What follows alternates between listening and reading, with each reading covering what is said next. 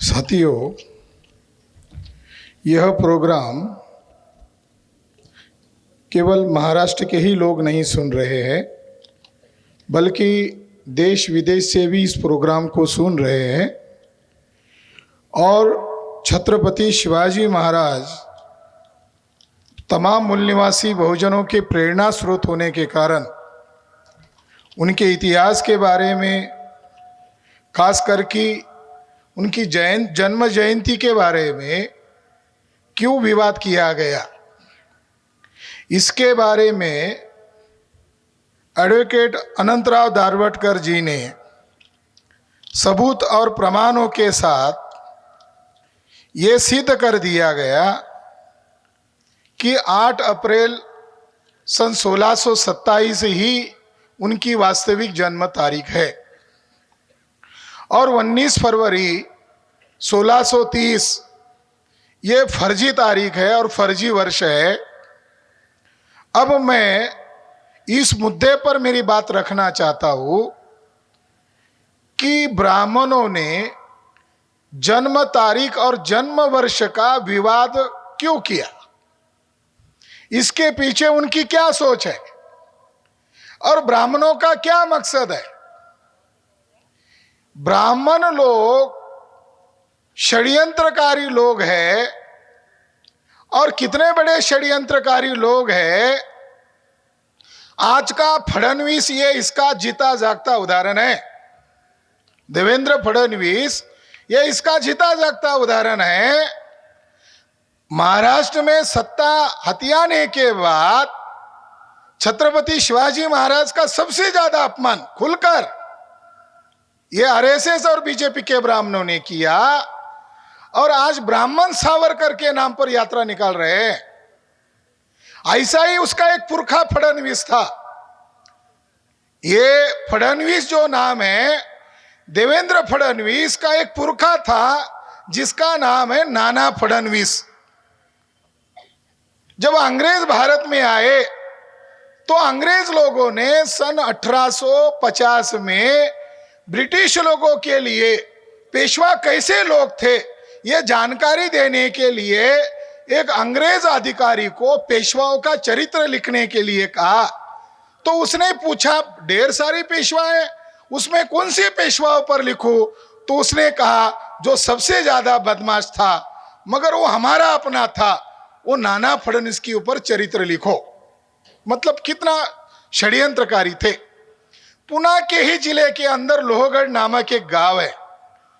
ये लोहगढ़ नामक जो गांव है ये सन 1648 में छत्रपति शिवाजी महाराज की उप राजधानी या उप मुख्यालय था।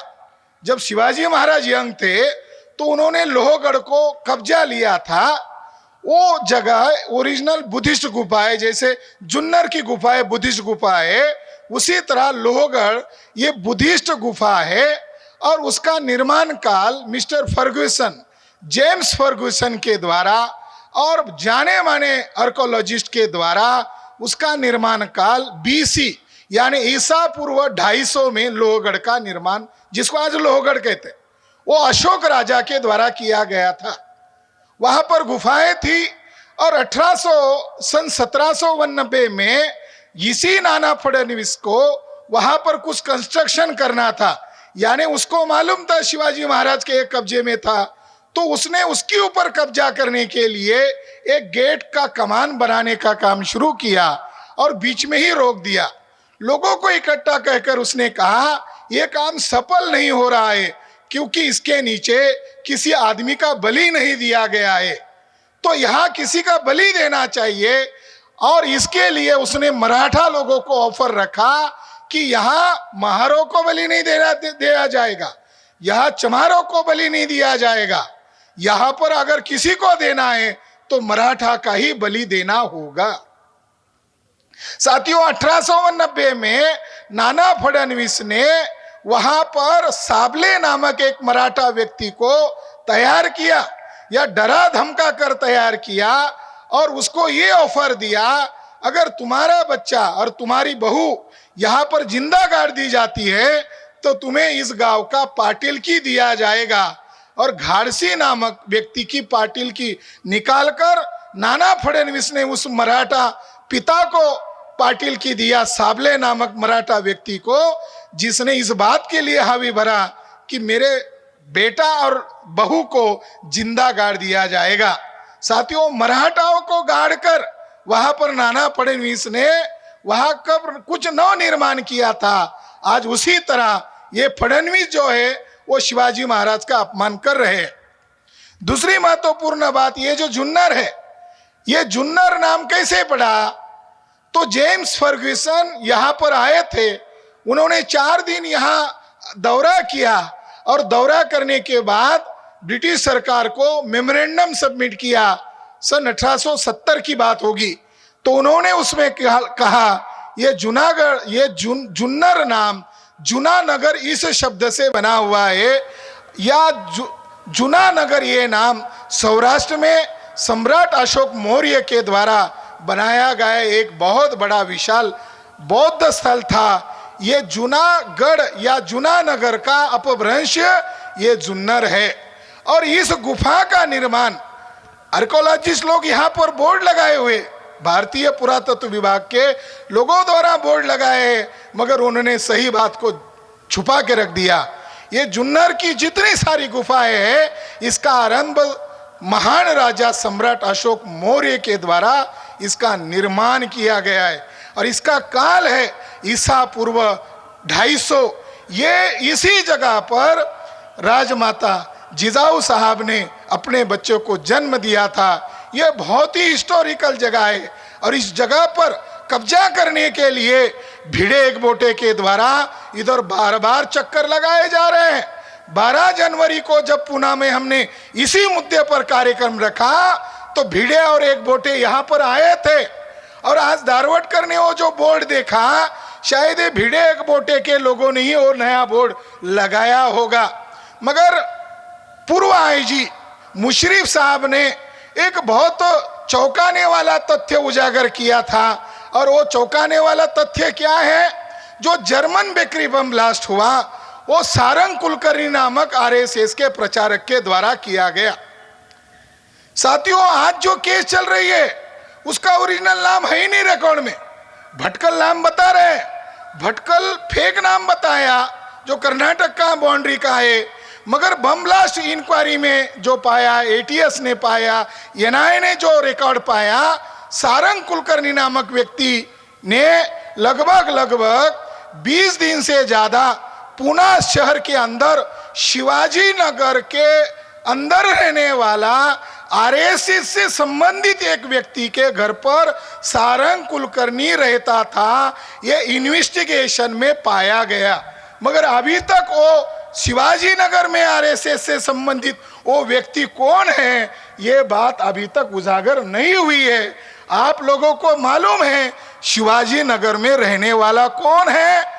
जो ठराव पारित किया गया मिलिंद एकबोटे ही हो सकता है, हमारा डाउट है। मगर एटीएस और जांच एजेंसी के लोगों को उसका नाम उजागर करना चाहिए जिसने संभाजी महाराज के समाधि पर इलीगल कब्जा किया है।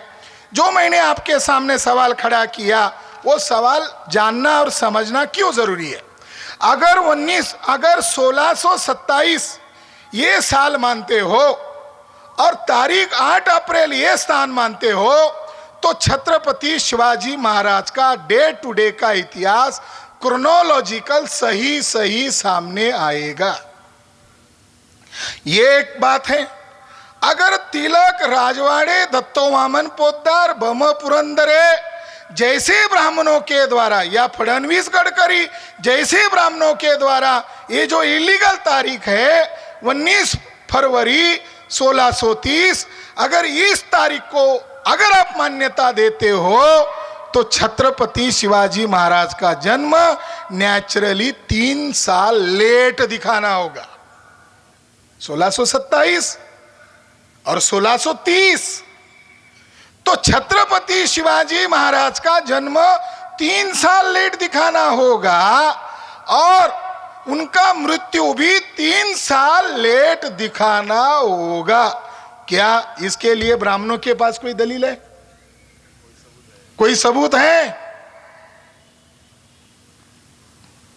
सन 1674 को जब राज्याभिषेक हुआ तो वहां पर एक ब्रिटिश अधिकारी था ईस्ट इंडिया कंपनी की तरफ से, ऑक्सिंडन।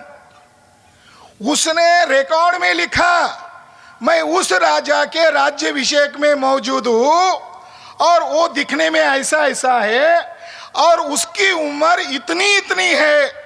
1674 को उसने जो बताई हुई उम्र है उसको अगर 1627 के साथ टैली करते हो तो वो तारीख ही 1627 सही सिद्ध होती है।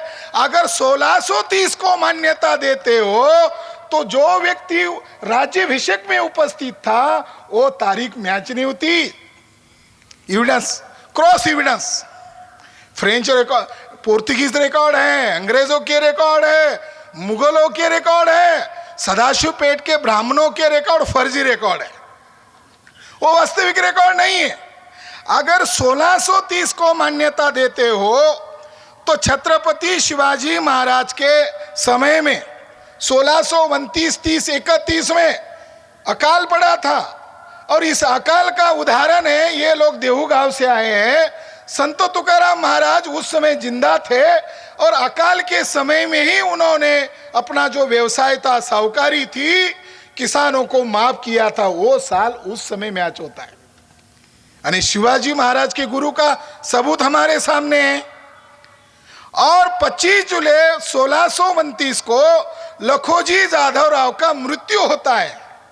यानी एक महत्वपूर्ण घटना है, लखोजी जाधव राव का मृत्यु, ये खून होता है।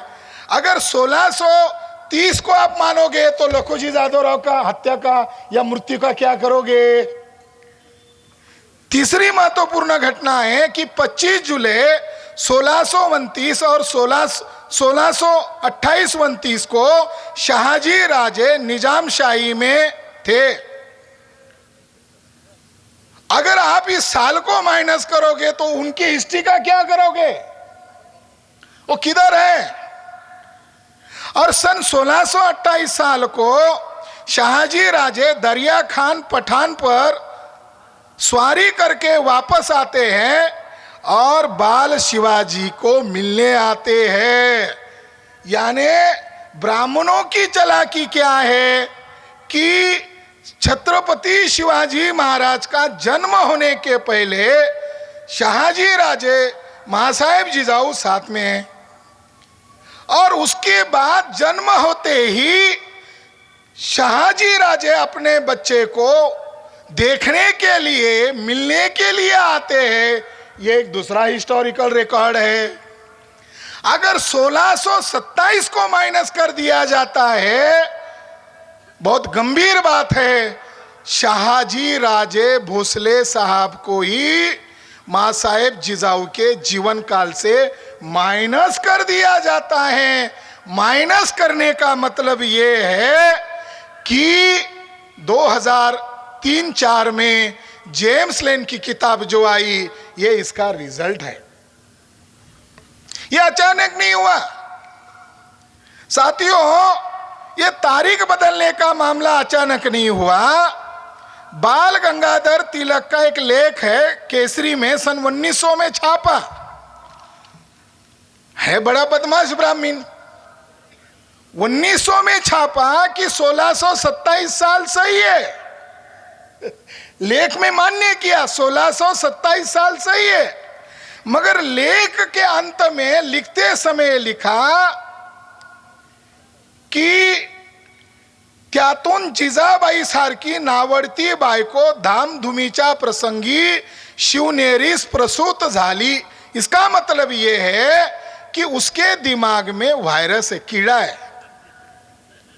शिवाजी महाराज के प्रति तिलक को आदर नहीं है, ये इस बात से ध्वनित हो रहा है। क्यों नहीं होगा? क्योंकि उसको 3 महीने की सजा हुई थी, कोल्हापुर के छत्रपति के घराने की बदनामी की थी, तो उसको 3 महीने की सजा हुई थी। तो उसने जो स्टेटमेंट इस्तेमाल किया वही स्टेटमेंट जेम्स लेन के किताब में दर्ज है।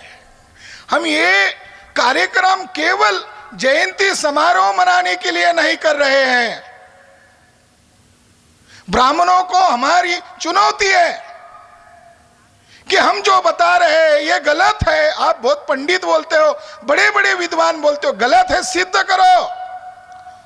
छत्रपति शिवाजी महाराज के पैदा होने के बाद से लेकर सन 2000 तक 8 अप्रैल 1627 यही जन्म जयंती मनाई जाती थी। हम कोई नई बात नहीं बता रहे।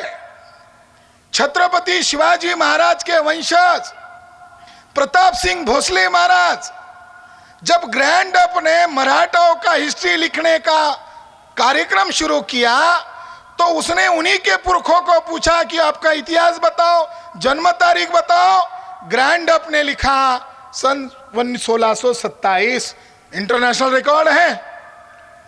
दूसरा रिकॉर्ड है शाहू छत्रपति महाराज। शाहू छत्रपति महाराज भी 8 अप्रैल 1627 ही जन्मदिन और जन्म वर्ष को याद करते थे। और उसी की याद में मैं आपको जानकारी देना चाहता हूं, जब 1916 में भारत इतिहास संशोधन मंडल के अंदर जो जेदे शकावली को छापा, इसकी रिएक्शन शाहू महाराज ने कुछ ना कुछ की होगी। अगर वो 8 अप्रैल को मानते हैं और ब्राह्मण लोग झूठी तारीख को अगर पेश कर रहे हैं तो शाहू महाराज जी क्या कर रहे हैं? शाहू महाराज जी पुणे के अंदर छत्रपति शिवाजी महाराज का पुतला खड़ा करने की तैयारी कर रहे। जवाब, छत्रपति शिवाजी महाराज का पुतला न बने, इसके लिए बाल गंगाधर तिलक और उस समय के तमाम कांग्रेस और हिंदू महासभा और सावरकरवादी लोग भी इन्होंने विरोध ही नहीं किया। उन्होंने कालिक पोता जमीन को निषेध किया।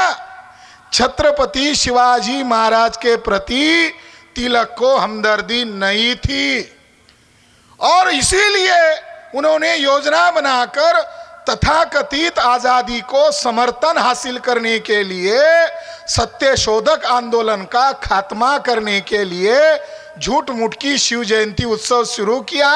ओरिजिनल शिव जयंती उत्सव महात्मा राष्ट्रपिता ज्योतिबा फुले ने शुरू किया था और गांव देहात के लोगों को कुड़वाड़ी भूषण छत्रपति शिवाजी महाराज का जीवन संघर्ष पता हो, इसके लिए देशी भाषा में पोवाड़ा लिखा था और वो पोवाड़ा महाराष्ट्र सरकार ने समग्र वांग्मय के तौर पर प्रसिद्ध किया है।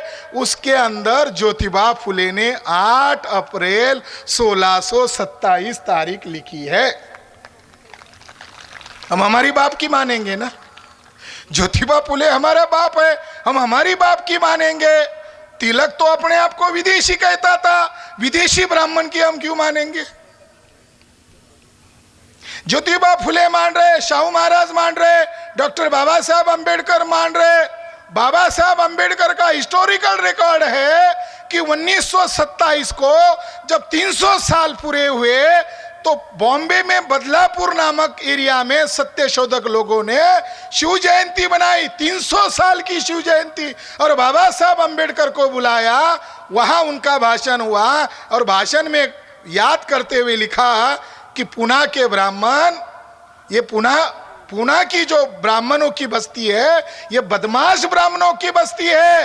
ये बात 1927 को कितने लोगों को पता चला मालूम नहीं है, मगर 2004 को पता चला। भांडारकर ओरिएंटल रिसर्च इंस्टीट्यूट और भारत इतिहास संशोधन मंडल और पुणे यूनिवर्सिटी के बदमाश ब्राह्मणों ने मिलकर महासाहेब जिजाऊ का चरित्रानन किया, शाहजी राजे भोसले का चरित्रानन किया, छत्रपति शिवाजी महाराज का चरित्रानन किया, संभाजी महाराज का चरित्रानन किया। ये जेम्स लेन ने छत्रपति शिवाजी महाराज के पिताजी का चरित्र माइनस करने के लिए उसने लिखा। क्या लिखा है? जो तिलक कह रहा है वही बात जेम्स लेन कह रहा है। जो बात तिलक लिख रहा है वही बात जेम्स लेन लिख रहा है। और उसने क्या बात लिखी? जेम्स लेन ने जो बात लिखी उसके सारे सबूत बम पुरंदरे के द्वारा लिखे गए किताब के अंदर से लिए हैं। क्या बम पुरंदरे का शिव चरित्र अंग्रेजी में नहीं उपलब्ध नहीं था, वो तो मराठी में था और उसमें भी देशी शब्दों का ज़्यादा इस्तेमाल किया है। तो क्या हम ऐसा माने कि जेम्स लेन अमेरिका में पैदा होने की बजाय सदाशिवपेट में पैदा हुआ था? जेम्स लेन क्या सदाशिवपेट का ब्राह्मण था? तो उसके 80% सबूत जो है ये बम पुरंदरे के। जेम्स लेन ने उस किताब में ये लिखा जो पुरंदरे कह रहा है, जो अन्य ब्राह्मण उसको बता रहे हैं, और उसका मूल स्रोत कौन है? बाल गंगाधर तिलक। बाल गंगाधर तिलक क्या कह रहा है?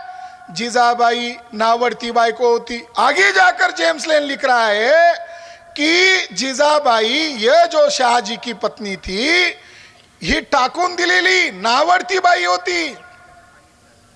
वो आगे लिख रहा है शिवाजी जो उनका बेटा था वो जो है, वो मैं रास्ते से गुजर रहा था पूना सिटी के अंदर, तो वहां महिलाएं चर्चा कर रही थी, जोक कर रहे थे। क्या जोक कर रहे थे? कि Dadu Kondadev is a biological father of Shivaji. कितनी गंदी बात है। ऐसे जोक तो फिर हर आदमी बना सकता है। उन्होंने योजना बनाकर जोक को हिस्ट्री का पार्ट बनाया, और जोक को हिस्ट्री का पार्ट बनाकर उसने आगे लिखा शिवाजी जो जीजाबाई का लड़का था, वो जो इतना शूरता का कार्य कर रहा था, वो इतनी लड़ाई लड़ रहा था और जीत हासिल कर रहा था, इसकी वजह है जीजाबाई को जिस शाहजी राजा ने परित्याग किया था, त्याग दिया था, तो जीजाबाई के दिल को खुश करने के लिए शिवाजी ये लड़ाई लड़ता था। जितनी ज्यादा लड़ाई लड़ता था उतनी ज्यादा जीजाबाई खुश होती थी, क्योंकि उसको शाहजी से बदला लेना था। बड़ा गजब का मामला। यानी शिवाजी महाराज इसीलिए नहीं लड़ा, वो हमारे बहुजन समाज का कल्याण करने के लिए लड़ा, बल्कि ब्राह्मणों ने जेम्स लेन के द्वारा लिखवाया कि जीजाबाई शाहजी की घृणा में शिवाजी से काम कर रही थी। ये जो बात है, ये बात प्रूव करती है ब्राह्मणों ने जन्म तारीख का विवाद खड़ा किया। ये जो सन 1966 में जो कमिटी बनी, उस कमिटी में एक ब्राह्मण था नर फाटक ने अच्छा युक्तिवाद किया। उसने ये कहा कि जेधे शेखावली को क्यों प्रमाण माने? जेधे शेखावली क्या भोसले घराने का कोई वंशज है? जेधे क्या भोसले का वंशज है? हिस्ट्री क्या बताता है? जेधे शाहजी के खिलाफ का आदमी था। यानी जिसको ये सबूत बता रहे, जिसके आधार पर ये सारी डुप्लीकेट इमारत खड़ी की जा रही है, जेधे आरंभ में शाहजी के खिलाफ के व्यक्ति थे और उसकी ओरिजिनल कॉपी गायब है। ये धारवडकर साहब ने उसको मांगा था, अभी तक मिली नहीं। और ये जो कॉपी जिन लोगों ने बनाई उन्होंने गायब कर दी, तो ओरिजिनल एविडेंस नहीं है। मगर 19 तारीख को ही 66 के बाद ज्यादा एग्री क्यों करने लगे? सन 2000 में ज्यादा आग्रह क्यों करने लगे? याद रखो, हम लोग हमारे महापुरुष के नाम पर इकट्ठा आते, डीजे बजाते, डांस करते, उत्सव मनाते। कभी आपने सुना कि आरएसएस के ब्राह्मण हेडगेवार के लिए डीजे बजा रहे? कभी आपने सुना गोलवलकर को डीजे बजाकर जयंती सेलिब्रेट कर रहा है? ब्राह्मण को मालूम है, ब्राह्मण के नाम पर जैसे डीजे बजाने आएंगे, ब्राह्मण ही आएंगे, बहुजन खिसक जाएंगे। गोलवलकर की जयंती है 19 फरवरी, शिवाजी महाराज की नहीं है। ते म्हणतात पाहुण्याच्या हातून दूसरों के द्वारा ये काम किया जा रहा है। 19 फरवरी जिसने छत्रपति घराने का अपमान किया उसकी जयंती है, वो खुश हो रहे। हेडगेवार की जयंती, योगा दिन, योगा तो हमारा है मगर काम आरएसएस का चल रहा है। इसीलिए साथियों आपको सावधान होना चाहिए। और अंत में एक बात कहकर मेरी बात को मैं विराम देता हूं कि ये बदनामी करने के पीछे जन्म तारीख का मामला नहीं है, ये बाप बदलने का मामला है। जन्म तारीख का मामला जन्म तारीख का मामला नहीं है, ये बाप बदलने का मामला है, गंभीर मामला है। और इस मामले की शुरुआत आज यहां से हम लोगों ने शुरू की है और यहां हिस्टोरिकल 7 ठराव पारित किए हैं और उसमें से एक ठराव जेम्स लेन के किताब पर से जो पाबंदी हटाई है, ये बहुत ही डेंजर मामला है। ये न्यायपालिका के ऊपर बड़ा सवाल खड़ा करने वाला मामला है। 2006 में बॉम्बे हाई कोर्ट में इस किताब से पाबंदी हटाई, 2009 में इस किताब के ऊपर से पाबंदी हटाई और हाई कोर्ट और सुप्रीम कोर्ट के अंदर बैठे हुए वो ब्राह्मण जजेस होंगे, उन्होंने ये हवाला दिया अगर जेम्स लेन की किताब पर पाबंदी डाली गई तो संविधान के द्वारा दिए गए फंडामेंटल राइट्स का क्या होगा। अरे जेम्स लेन के लिए नहीं संविधान बनाया, अमेरिका में पैदा होने वाले आदमी के लिए संविधान नहीं बनाया, हमारे लोगों का मान सम्मान के लिए संविधान है, अपमान करने के लिए नहीं है। मगर सुप्रीम कोर्ट में, हाई कोर्ट में जो सवाल नहीं पूछा, सुप्रीम कोर्ट में उन वकीलों ने पूछा। वकीलों ने एक दलील दी, उन्होंने कहा इस किताब पर पाबंदी इसलिए लानी चाहिए क्योंकि इससे झगड़े हो सकते हैं। सुप्रीम कोर्ट के जज ने पूछा किन किन समूहों में झगड़े हो सकते हैं, तो ये सरकारी वकील जो थे उन्होंने कहा एक शिवाजी महाराज को मानने वाले और एक वर्ग है शिवाजी महाराज को न मानने वाला वर्ग। फिर कोर्ट ने उनको पूछा जरा खुला खुला बताओ शिवाजी महाराज को मानने वाला कौन सा वर्ग है और शिवाजी महाराज को न मानने वाला कौन सा वर्ग है। वकील चिड़चुप हो गए, वकील ने जवाब नहीं दिया। फिर कोर्ट ने कहा यही बात आपको बॉम्बे हाई कोर्ट ने पूछी थी, तब आपने जवाब देने से इनकार किया था। साथियों, वो शिवाजी महाराज को न मानने वाले वर्ग कौन है बोलना चाहिए था, चित्पावन ब्राह्मण है। अगर चित्पावन ब्राह्मण बोलते तो महाराष्ट्र में एक लड़ाई होती। आज सही में फडणवीस चित्पावन ब्राह्मण है, गडकरी चित्पावन ब्राह्मण है, भागवत चित्पावन ब्राह्मण है, उन्हें शिवाजी महाराज से कोई लेना देना नहीं है। अगर उन्हें लेना देना होता तो 8 फरवरी 2000 को डिबेट डिस्कशन करते, नई समिति बनाते। पुराने समिति से उन्होंने एक बड़ा काम किया। बड़ा काम क्या किया? जो वास्तविक तारीख थी उसके ऊपर क्वेश्चन मार्क लगाया। जो 7 मेंबर लोगों की समिति थी उन्होंने आधी लड़ाई जीत ली, मगर सरकार को लिख कर दिया जब तक विवाद हल नहीं होता, जब तक हिस्टोरिकल सबूत नहीं मिलता और इतिहासकारों में जो मतभेद है वो खत्म होकर एक मत नहीं होता, तब तक सरकार की सहूलियत के लिए पुरानी तारीख को जारी रखो। यानी समिति के लोगों ने आधा जीत लिया मगर पुरानी तारीख को रिजेक्ट नहीं किया। और सन 2000 साल में बीजेपी के लोगों ने कुछ मराठा लोगों को पास में खरीद कर ये तारीख को बदल दिया। हम इस झूठी तारीख को और फर्जी साल को मान्यता नहीं देते हैं। यह संदेश आज इस पवित्र भूमि, शिवभूमि, शिवनेरी के जगह से हम ऐलान करते हैं। धन्यवाद। जय जिजाऊ, जय भीम।